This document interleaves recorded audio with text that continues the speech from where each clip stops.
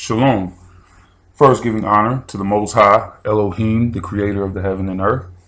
This is Yochanan ben Yisrael. Today, I'm going to be discussing Isaiah chapter 52, verse 15, to see if we can bring some clarity and finality to the matter when it is talking about the suffering servant of the Most High.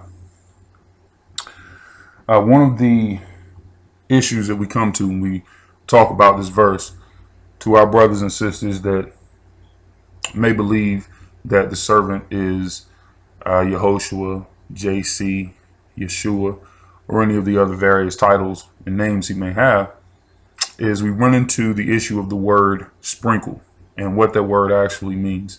And today, that is what we are going to be going into. This will not be a long, drawn-out lesson. This will go fairly quick and should only take a few minutes. So we'll read the verse from the King James Bible first.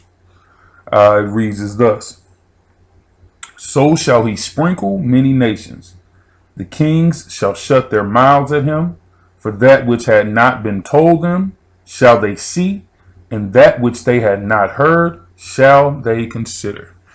So going on the basic context of what's written here, the word sprinkle does not seem to fit. And the reason that this word does not fit is because in the sense that it is being used here, it is actually being used improperly by our brothers and sisters.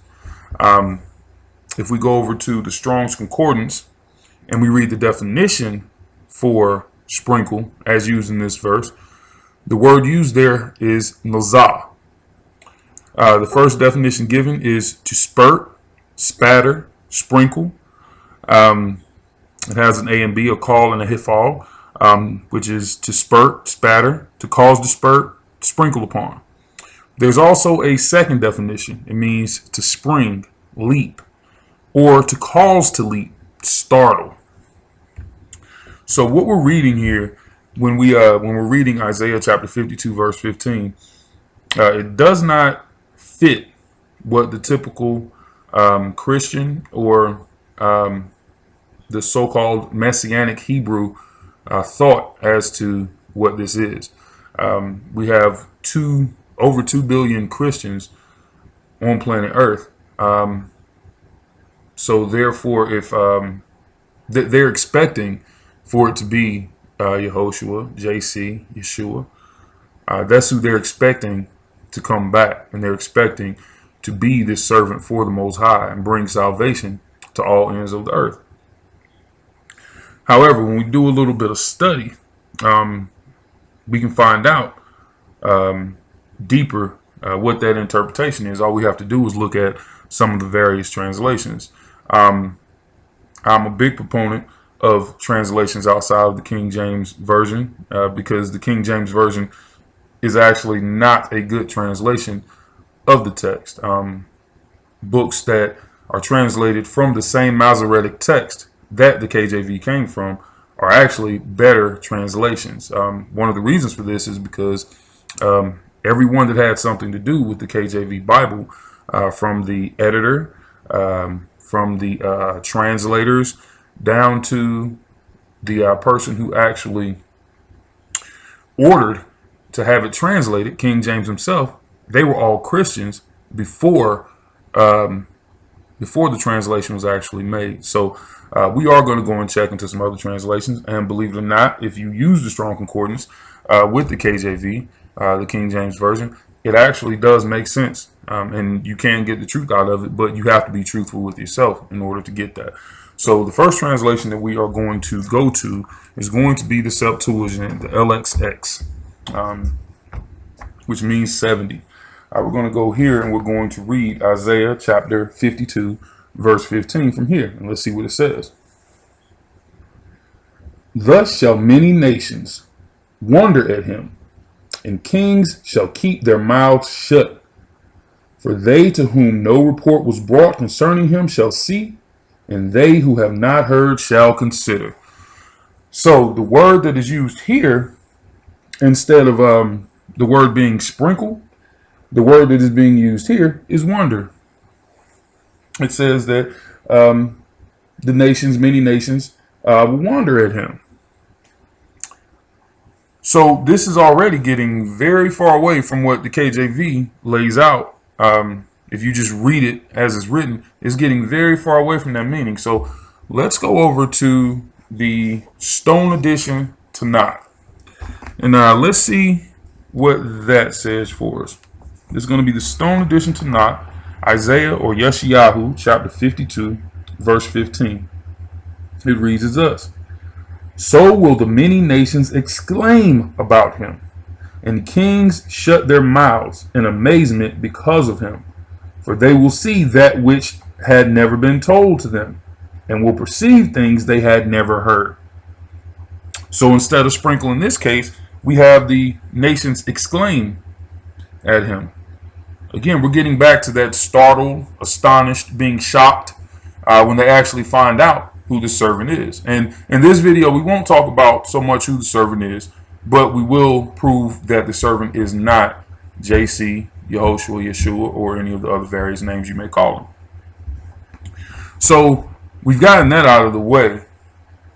Let's go into some of the other various translations, because it's not just, two books saying this. There are multiple books saying this. And again, if you read the KJV in context and you use the Strongs and actually go through and look at the words, it makes perfect sense. The kings are going to be surprised. The nations are going to be surprised at who this servant is going to be.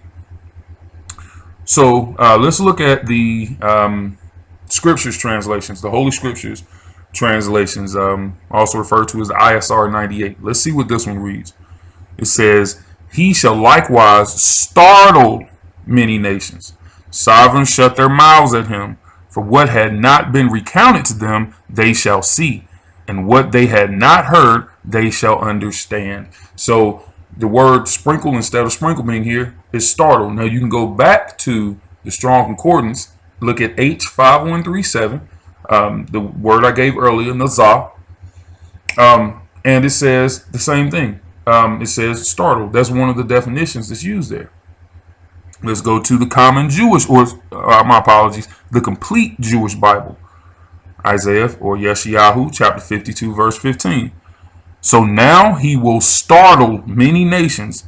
Because of him, kings will be speechless, for they will see what they had not been told. They will ponder things they had never heard. Again, back to the word startle. Let's read from the complete English Bible. But he will astonish many nations. Kings will be silenced because of him, because they will see what they haven't seen before. What they haven't heard before, they will ponder.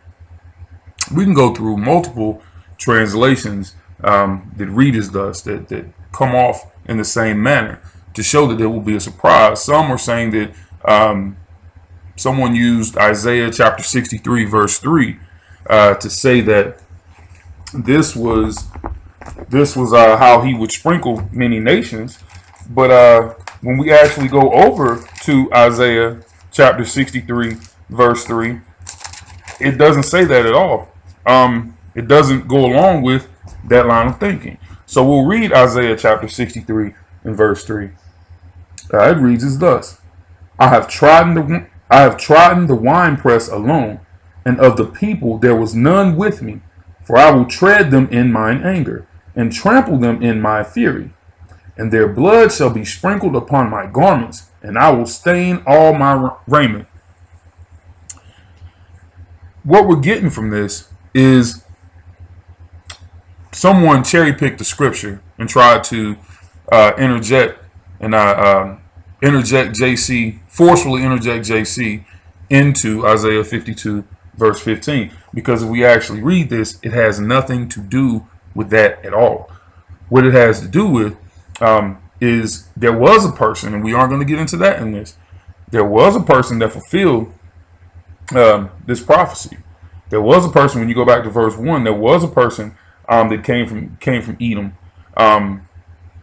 and had been in a battle and whatnot. There was a person that did that. What you're reading in verse 3 is actually the Most High saying pretty much a rebuttal, saying, yeah, you did all these things, but you only did it because of me. I did these things. I'm the king. when you actually study the verse, when you study the chapter. So that's all I'm going to cover for today. We wanted to keep this short, and I look forward to doing more lessons like this in the future. I wish everyone a shalom, and may the Most High